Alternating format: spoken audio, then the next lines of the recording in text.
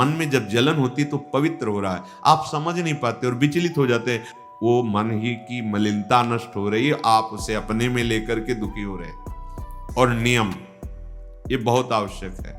जैसी भी स्थिति में हो तुम राधा राधा बोलो, पर आपको तो सौभाग्य मिला हुआ है कि आप हर समय असंग और पवित्र रह सकते, तो लाभ लीजिए और उस लाभ को जगत मंगल के लिए सावधानी, संलग्नता और नियम ये बहुत आवश्यक है। नियमावली न टूटने पावे, बिल्कुल पक्का। आप कुछ वर्षों तक नियम आप पकड़े रहिए, फिर नियम आपको पकड़ लेगा। आपका शरीर पवित्र रहना चाहिए, वस्त्र पवित्र रहने चाहिए। तब हृदय के पहले बाहर की पवित्रता को संभालो, फिर हृदय की पवित्रता की तरफ। जो अभी सत्संग में शुरुआत में कहा कि मन से निरपेक्ष होना, ये परम पवित्र होने वाली बात है। मन से निरपेक्ष तभी जब राधा राधा चल रहा है, नाम चल रहा है, ये आपको बहुत पवित्र कर देगा हृदय। आप नियम किसे कहते हैं?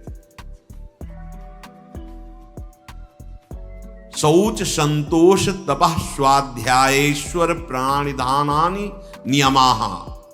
आपका शरीर पवित्र रहना चाहिए, वस्त्र पवित्र रहने चाहिए।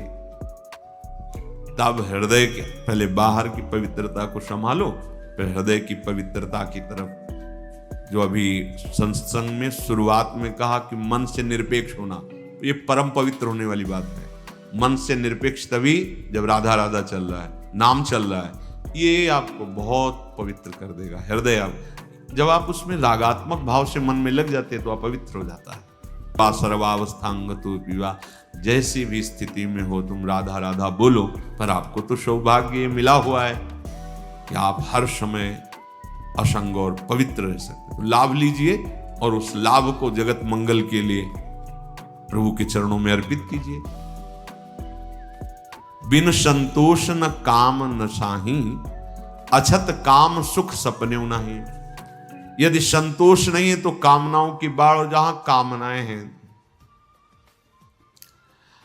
कोई कोई तो कहते कि मांस वगैरह खाते हैं, पर आपके आदेश से हम ब्रह्मचर्य का निर्वाह करना चाहते हैं। जिसकी रसेंद्री शासन में नहीं, खाना पीना सही नहीं, परमार्थ की केवल बातें करे, सच्चिदानंद में बिना चित्त जोड़े तुम इन दिव्य व्रतों का पालन कर सकते हो? कदापि नहीं। अरे यही तो दुष्टा रसेंद्री, यही तो भ्रष्ट करती है। इसी से सारे विकार शुरू हो जाते हैं।